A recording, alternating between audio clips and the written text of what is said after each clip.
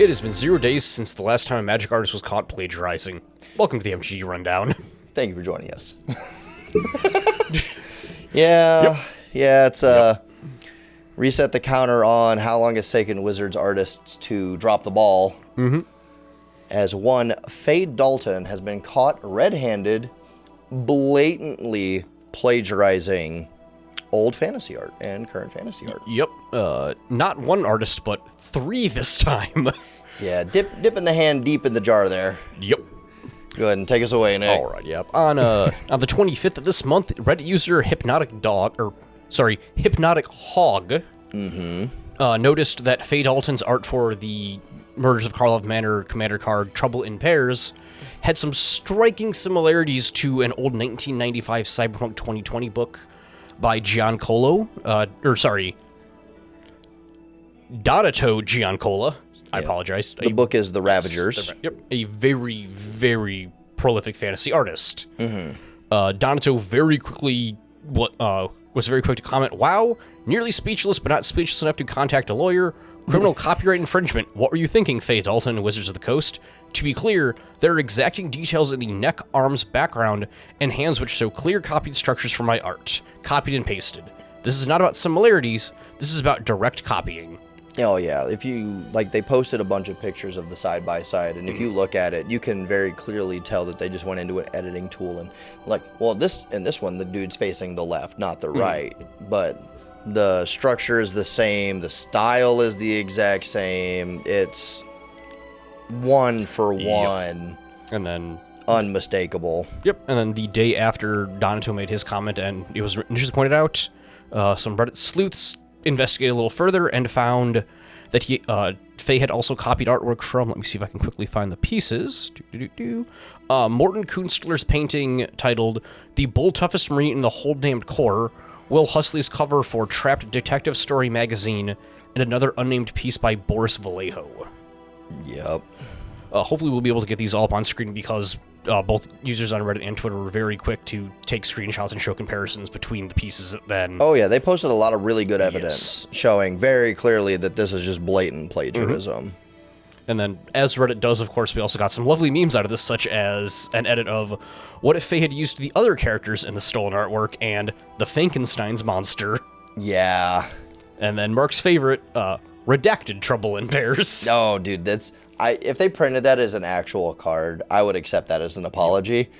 If I got to crack a pack and open a card where 80% of the artwork is just redacted.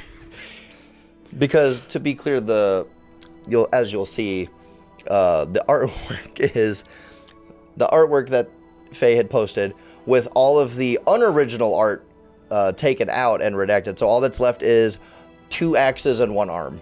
Yep. Everything else in the painting was ripped from other artists. Yep. Also, quite amusingly, as someone caught, Donato provided the artwork for the card caught red-handed in the same set. Sometimes the jokes just write themselves. And then, as of yesterday, March 29th, Wizards of the Coast has issued a statement, the following statement: "We have heard questions on the integrity of the art on the card Trouble in Pairs from Murders at Karlov Manor Commander set, and we had questions, too. As we have looked into this further, we are now suspending future work with Faye Dalton." So I hope that it's just a design oversight thing, that they just told Faye to do a thing, and they just didn't babysit him, and they just trusted him to do his thing, and he just kind of went rogue with it. But given how things have been going, and the whole AI dipping the hand in the tank, yada yada yada, we have all these people on. I wouldn't put it past Wizards to just be just get the artwork done however you can, just don't get caught. Let me pull her. She has done other cards in the past. Not very many, mostly, I believe, Secret Lair stuff. Okay. Let me pull up her exact card list real fast. There we go.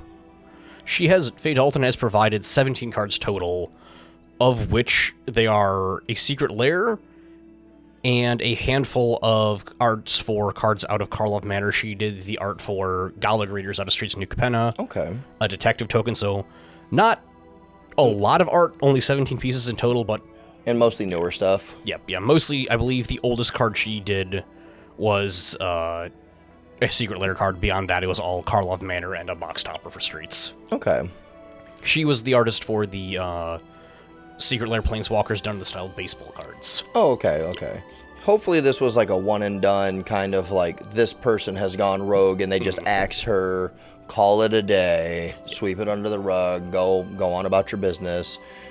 Hopefully that's what it is. That's what I'm hoping for anyway. It from what it seems like another. She's a long-time established commercial artist. Yeah. Who Wizards reached out to say, hey, would you be interested in providing some artwork for our Secret Lair for a card or two? She said yes. Right. She sent the art in. They didn't look through it as thoroughly. It slipped through, got into production, and then Reddit caught that, hey, something's not right about that card.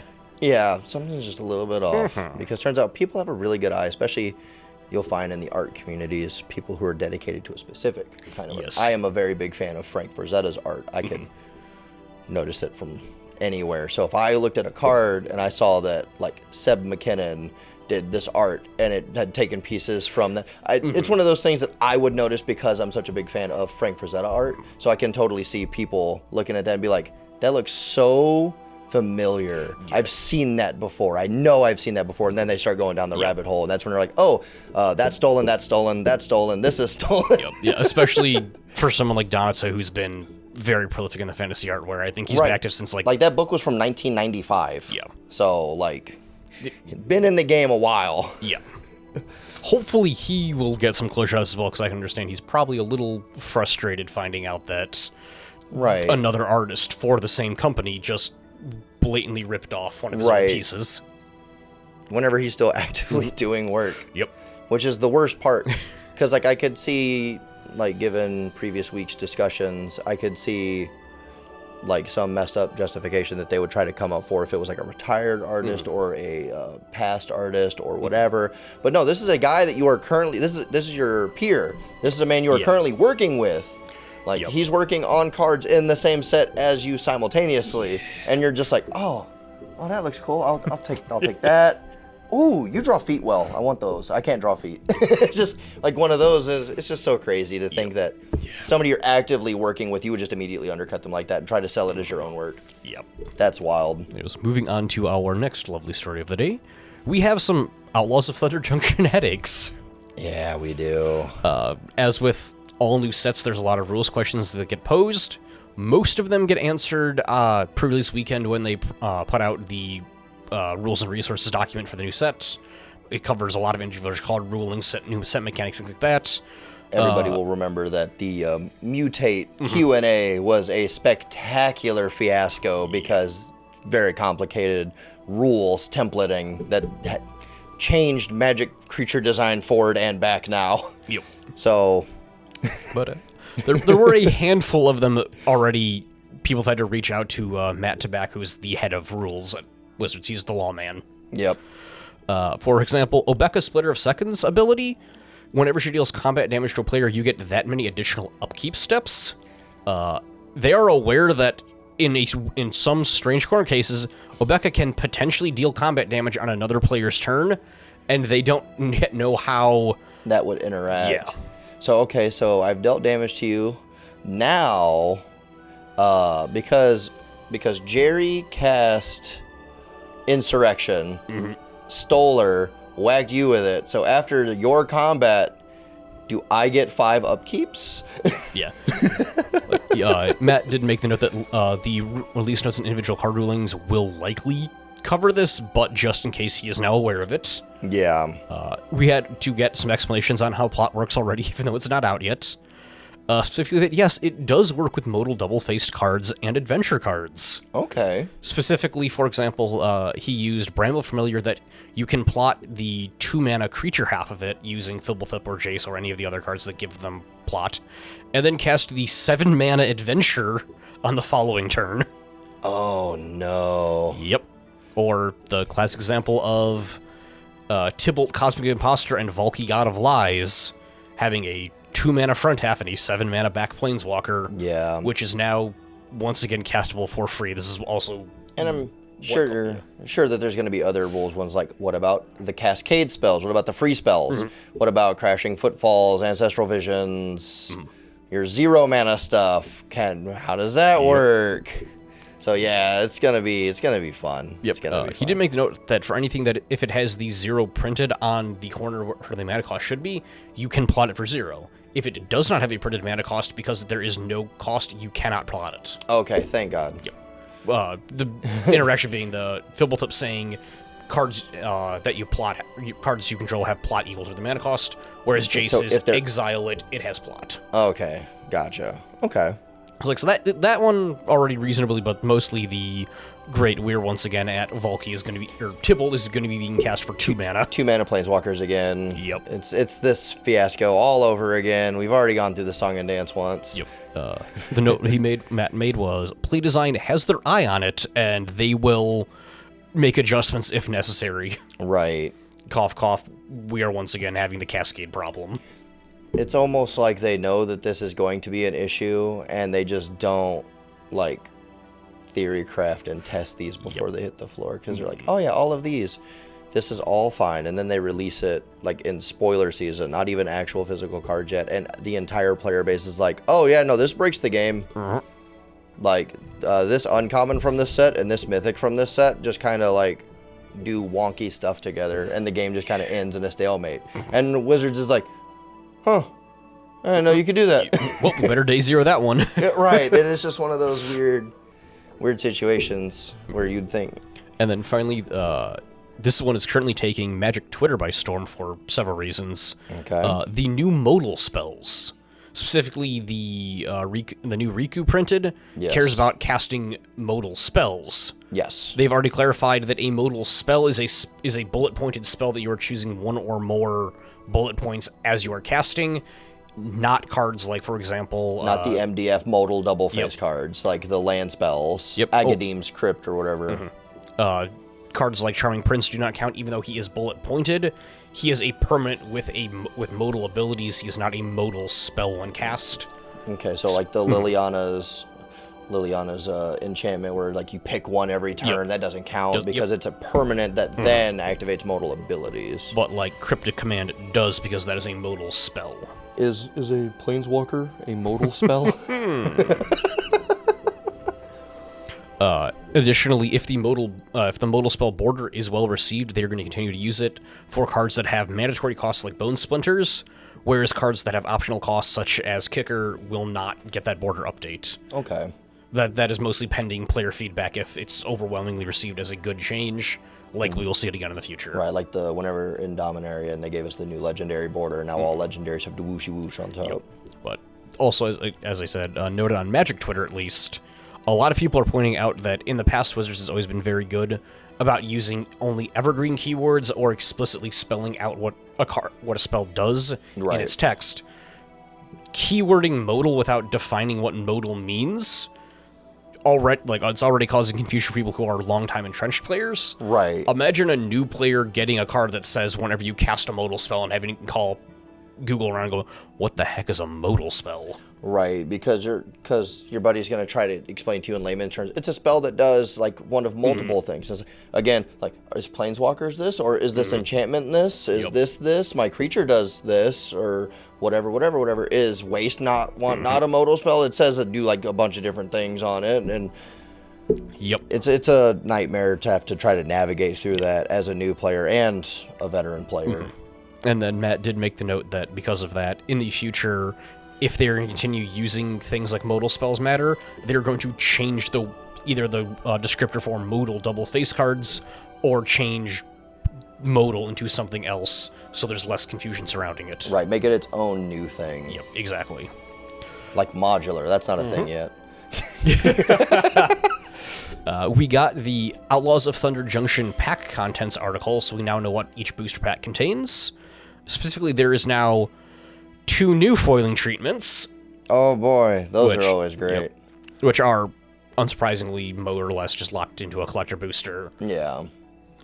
They are nice. They are like textured raised foils, but of course they have to give them a fancy new name, and it's just textured foils again. It's the Halo Surge Etch foil thing. You've never seen it before. Yep. Yeah, I'm like, okay, cool. So then, in play boosters, you can and collector boosters, you can open borderless breaking news cards, which are the wanted poster, like the I'm trying to think. They're all crimes, I believe. Yes, yep, every one of them is a crime. Yep, so like Villainous Well, Thoughtseize, and some others that I've seen. They're akin to like the Strixhaven Mystical Archives, the Brothers War retro boarded artifacts. Right, This is your like your bonus, like your bonus pocket of cards where they wanted to reprint stuff and have it be cool and thematic, but they didn't want it in the core set. Precisely. So they have it over. That's their little pocket of extra cool bonus stuff. And like we said, they're all crimes to fit with the theme of committing the crime. So it's like Path to Exile, Thoughtseize, Villainous Wealth, yada yada yada. Everything that targets something, or specifically your opponent. Right, opponent or opponent's stuff. The textured foil, borderless breaking news cards are only in the collector boosters. Yep. Wanted poster cards are in both booster packs. Those are the wanted poster showcase alternate arts for the legendary creatures. Yep. Borderless cards, both packs. Big score cards. This one we're going to get to in a minute because I've got an opinion on those. Okay. Are in both booster packs.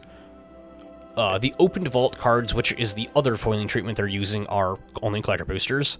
As is the raised foil ones. Yep. Full art Western Lands, both packs.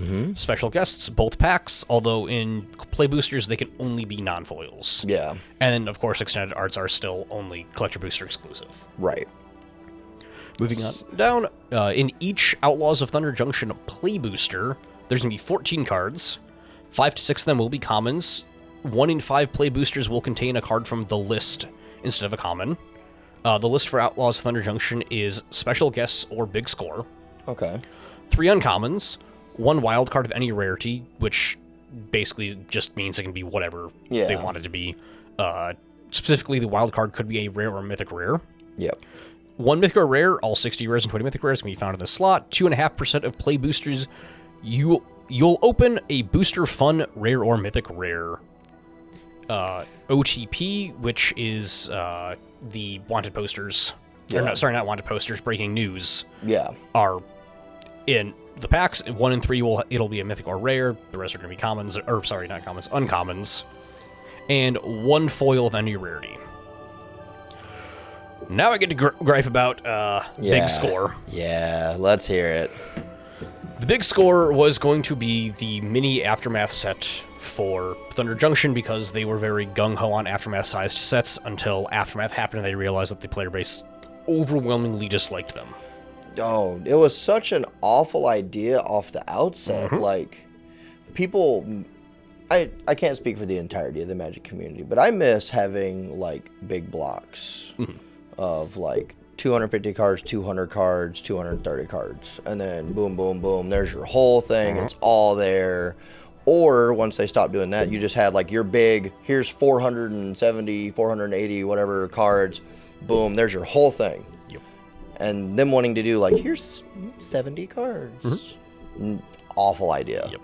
But obviously, poorly received, so they said, okay, we have to absorb these mini sets back into their main set to get the cards out somehow. Right. They chose to do that by making it a, I believe, what was it I said? The list. The 1 in 12 will, or sorry, not 1 in 12, 1 in 5 will contain one of these. Yeah. Either a big scorecard or a special guest card. Right. So, 36 packs, you're opening, what, 5 to 7 of them in a box? Yep. And they might not even be the big scorecards because they could be the special guests. The special guests. And so far, they've only shown us like 3 of the big scorecards, but one of them they've shown off.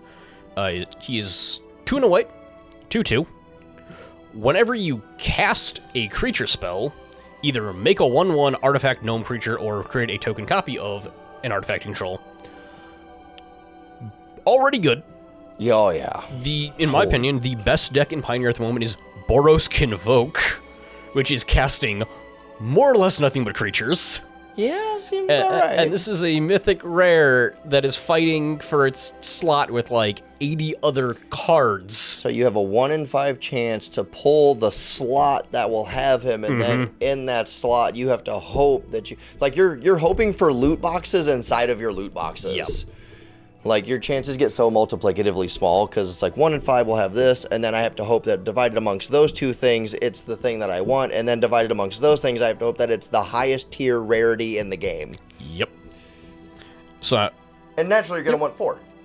Because the card seems insane. But then what got me was, I assumed, like, okay, so they're probably going to make it, like, to sell collector boosters faster, you get a guaranteed big score, right? Yeah. No. Really? The collector boosters are entirely foil commons, 3 foil uncommons, 1 foil full art Western Land, 1 non-foil uncommon breaking news card, 1 traditional foil uncommon borderless breaking news card, 1 traditional foil mythic rare, 1 non-foil mythic or rare, 1 traditional foil or non-foil mythic or rare or mythic rare, 1 non-foil rare or mythic rare borderless breaking news card, 1 traditional foil rare or mythic rare, and 1 traditional foil double-sided token. Holy hell. So you can pull them in there, obviously, but there's no guarantee. You're pulling them at the same rate as you would pull them out of a normal pack. Yep. Holy cow. So these are going to be, just based on the mathematics that we know currently, these are going to be very expensive chase cards. Yes. Like, on one hand, I do appreciate that they looked at, okay, we're going to have both special guests and big score fighting for the same slot. Right. We're going to get rid of the list. There's no chaff. You don't have to worry about opening Lightning Helix, like in just a random pack that you're not looking for or whatever. Ghost Quarter is great, but I really don't want a list printing of a Dissension Ghost Quarter that's worth 30 cents. Exactly. And I'm not going to say that this card is like on the same power level, but like Shieldred was in set at Mythic and has been 80 plus forever. Card's insane. So this is same rarity, also good, also playable card. There are decks that are going to want this, and it's just like, come on. I mean, obviously I don't think this card's gonna, I mean, it might, who knows. Legacy's kind of all over the place, like, so like people can make anything work there, and anything that says when cast thing make artifacts generally tends to be pretty good. So like, I'm not saying that it's going to be like as prolific as Shieldred, where she immediately went standard, pioneer, legacy, modern, like she in any format where you could legally cast her, you wanted her. I'm not saying like this card's going to be like that, but this card is going to see play, and you're going to want to multiples of it. So it's going to be another one of those, like, oh, you want to play this deck? $60 a pop. You have to have 4. Literally can't play the deck without it. Yeah.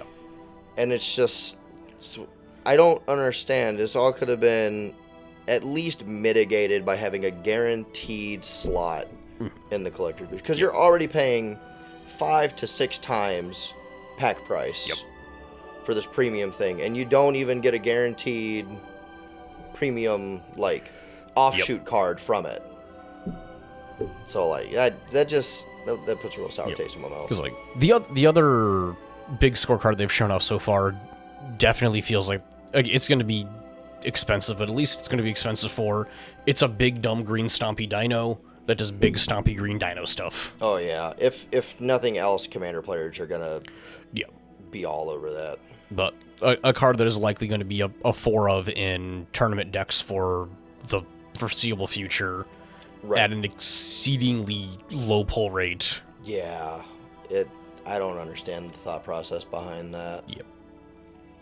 It's like buying a pack of scars and being like, man, I really hope that I pull a worm coil token. Like, specifically, I'm buying these packs for a worm coil token. That's what pulling for this guy is going to be like. Like, hey, you know that token that shares the rarity with the card that makes it, and it's mythic, and you know this, that, and the other thing? Yeah, I just need that. I just need my packs to have those so I can play this deck. It's so insane. Borderless Combo is stupidly good. I built it on Arena because I was like, I'm just going to play a game or two on here. That deck is ridiculous. I'll have to check that out, because it definitely sounds like something I would enjoy. It was like, all right, turn 1, I have a dude. Turn 2, I have 2 dudes. Turn 3, I have 7 dudes. Oh, no. Oh, this shouldn't have happened. This is like my classic like Legacy Goblins experience. I will play un guy. Do you have a response? No? Ha ha ha ha ha ha ha. I have 14 goblins now. And then, of course, to finish this out, because it is Outlaws of Thunder Junction spoiler season. Oh yeah, we're deep in the thick of it now. We got some goodies. We got to talk about some of our favorite cards that we're going to be seeing soon. Oh, yeah. So, do you have one to start off with, or? I have to scroll down my page to find them because I forgot that this sorts them in order of date they were released and not. So, while you're looking for that, I'll go ahead and talk about a card that I think is going to be huge, both in literal sense and in, like, value city sense.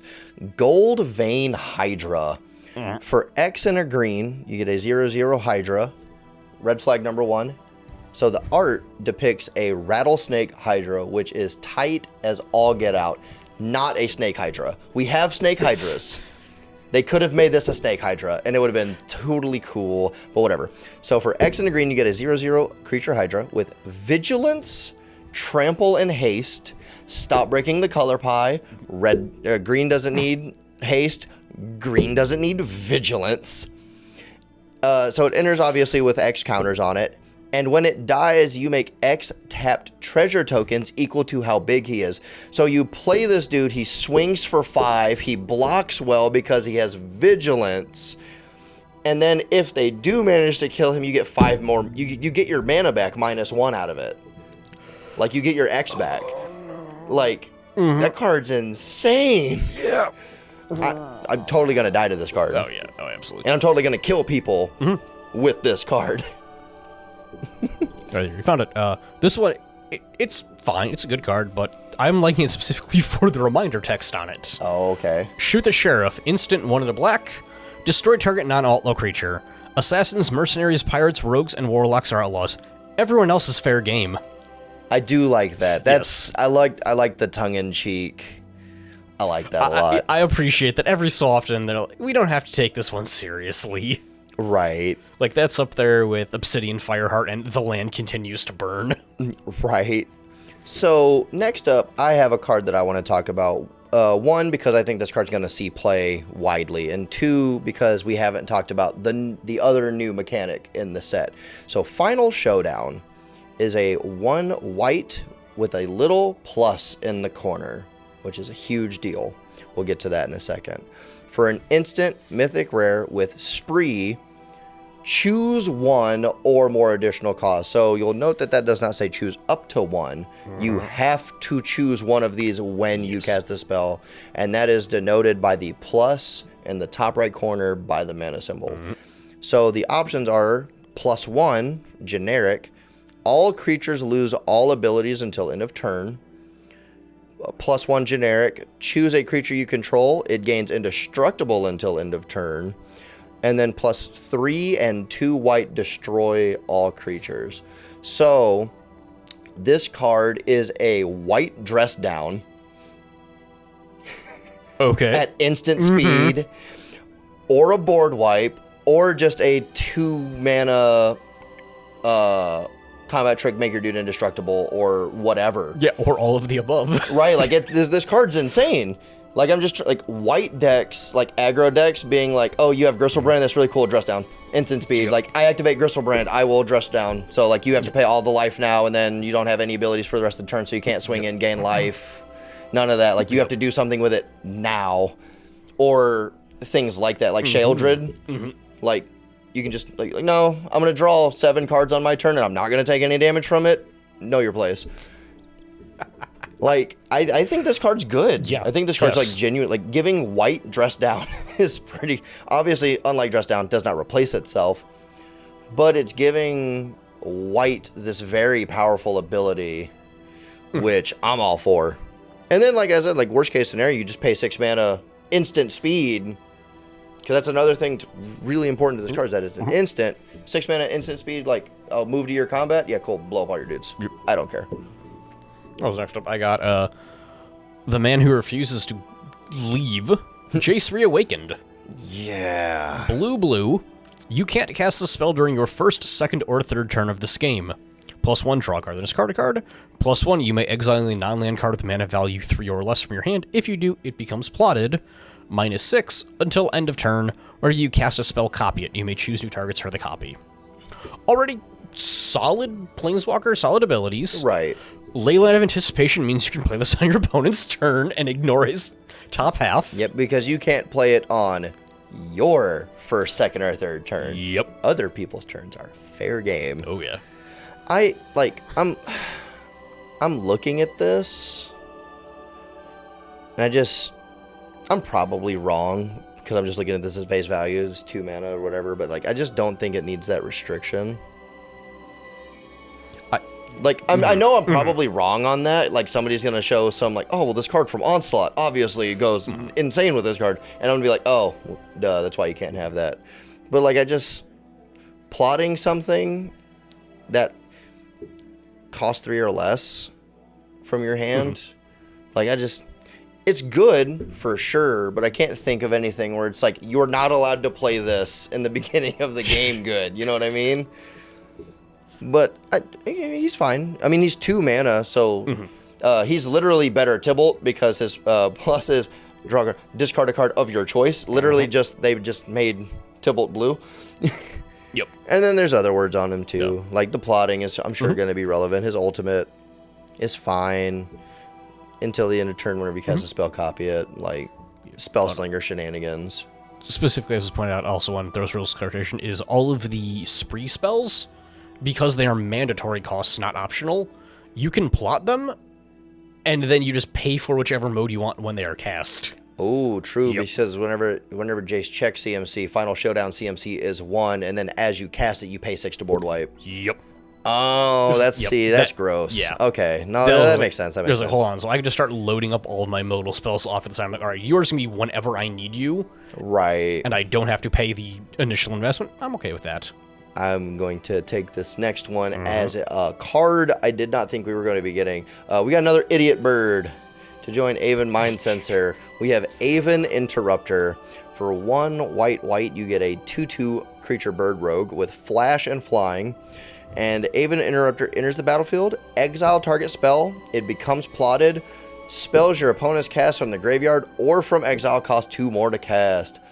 I love me a Hate Bear Idiot Bird. Like, oh man, this card's gonna be, I'm gonna get blown out by this card in limited so bad. And be like, big dumb bomb, and you're gonna be like, no. I also like that even if you don't exile a spell with it, it is just like good tech against certain decks, because casting from the graveyard or exile. So, I mean, after they've already kicked the Teamer Cascade deck down, now we have another piece of tech to make them actually have to pay for their Cascade spells. Yes. That's what we needed. That's what we needed. But I just think it's a genuinely good card. Going to see a lot of play in the sideboard, where he belongs. Speed of cards that I'm expecting to see a lot of play, this time in Commander specifically.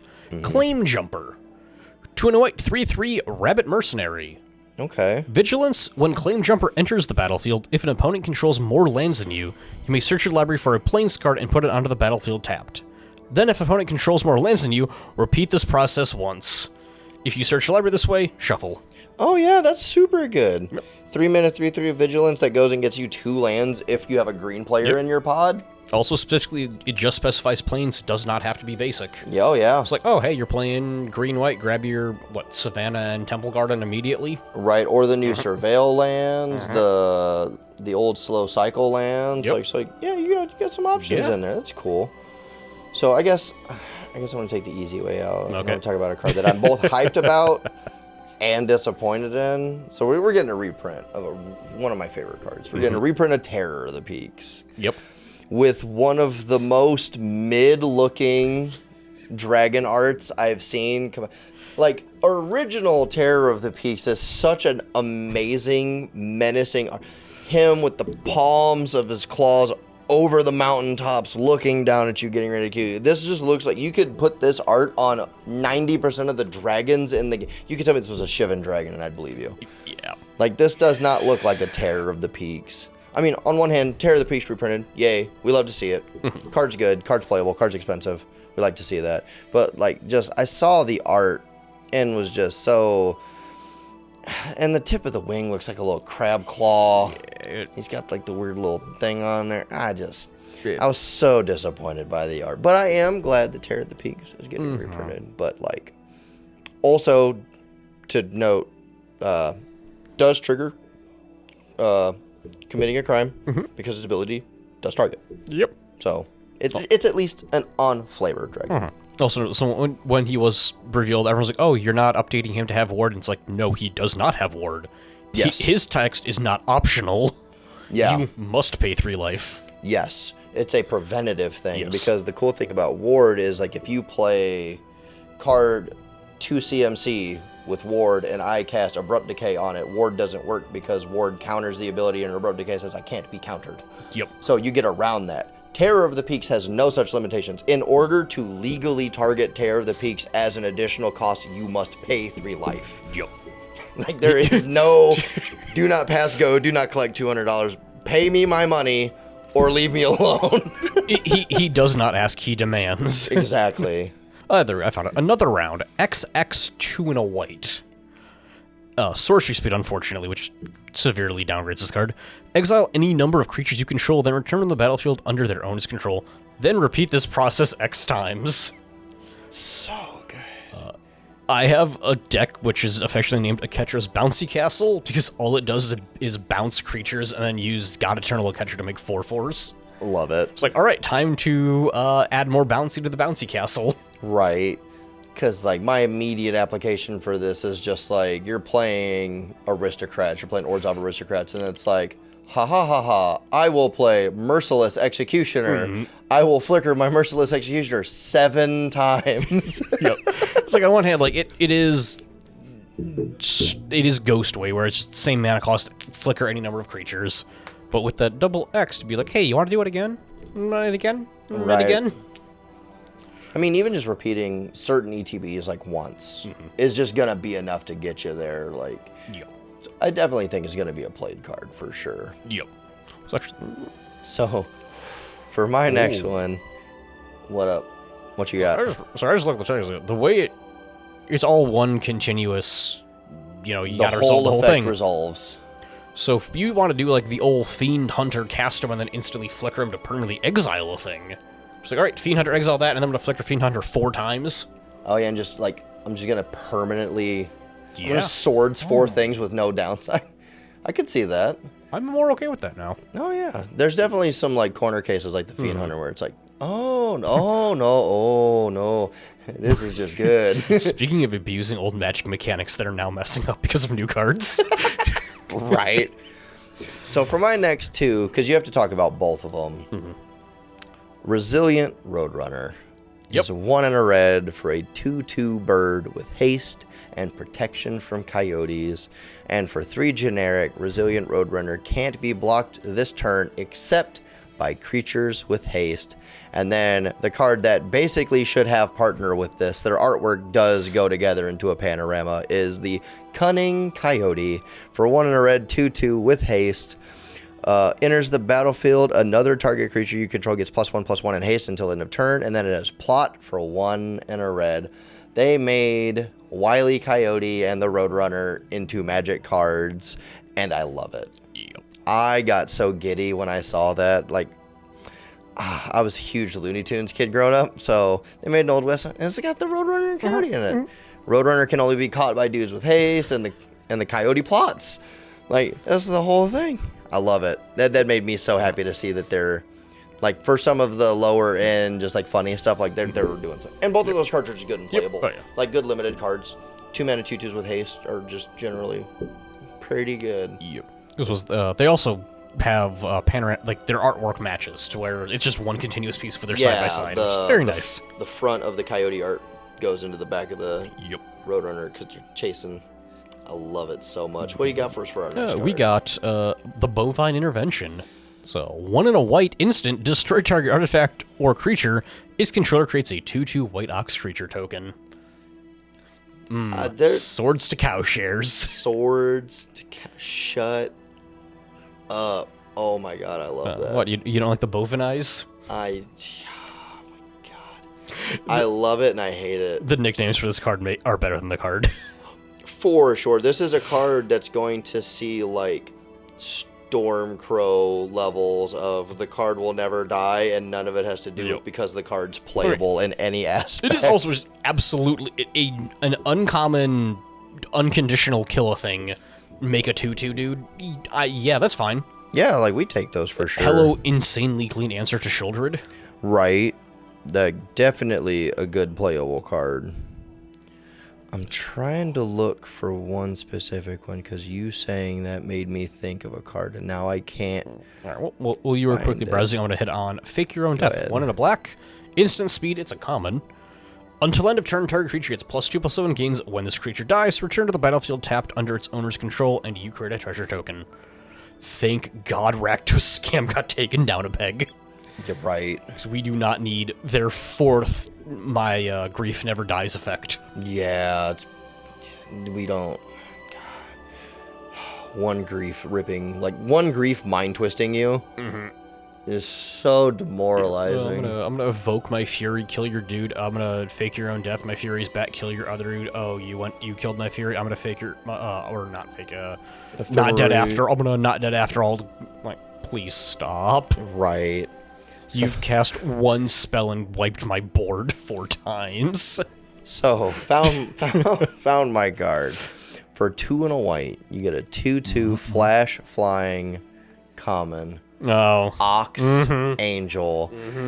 Enters the battlefield, gain 2 life, and scry 1. It's the holy cow. How has this not been printed in an unset?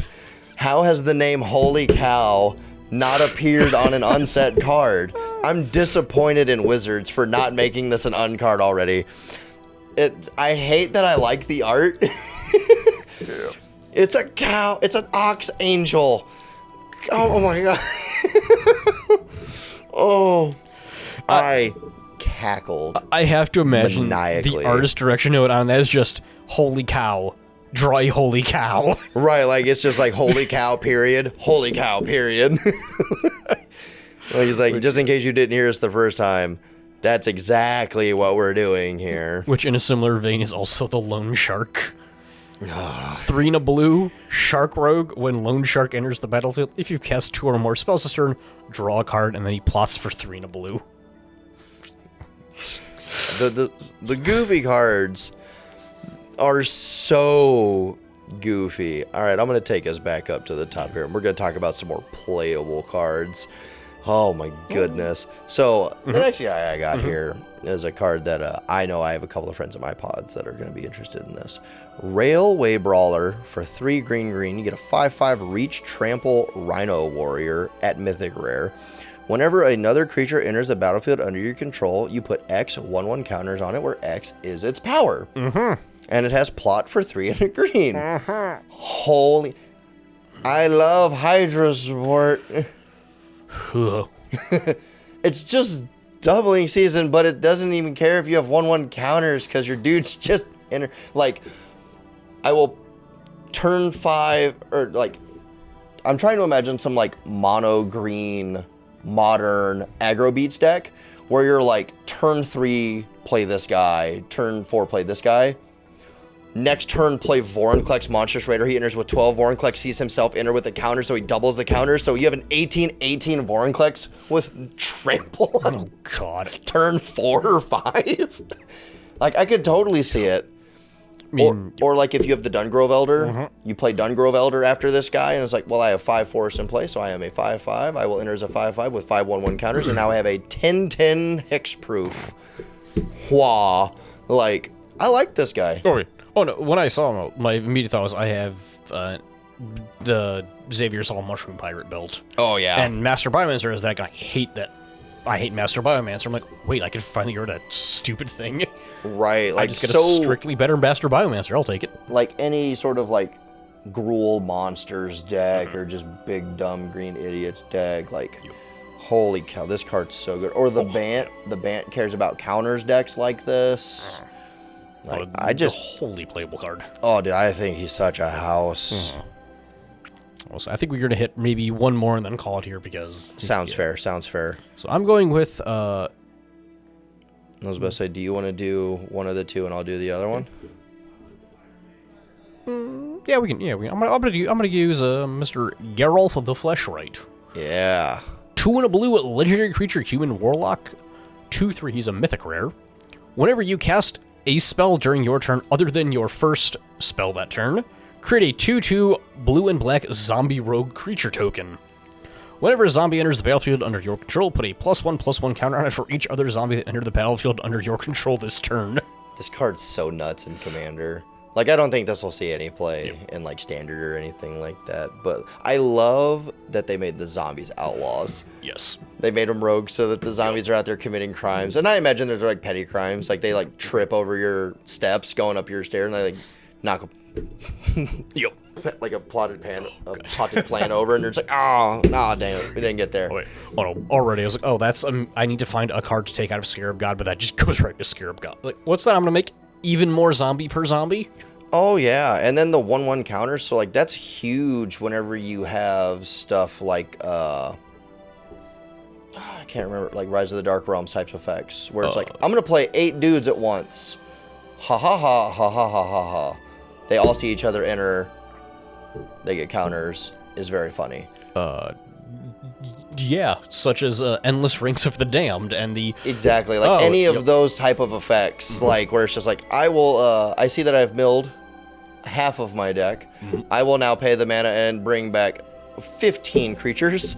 Lamau. Alright, so if I make 20 zombies. Exactly, like it's so good.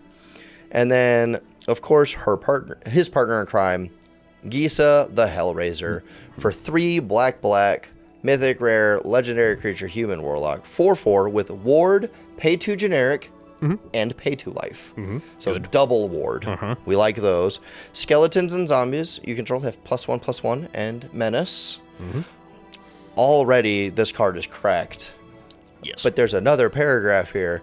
When you commit a crime, make 2 tapped 2/2 blue-black rogue zombie creature tokens. Only triggers once each turn, thankfully. But, oh, I could see this seeing play. Yes. Like standard play. I could see this be like, I will kill your dude, make 2 3/3 menace bodies. You can't remove my guy unless it's with a board wipe, unless you have 2 extra mana and you want to pay the 2 health. Like... Yep. This card's cracked. Yes, I can 100% see that being like the top end of a lot of, well, control decks specifically, but it's like, no, for sure. Oh, what's that?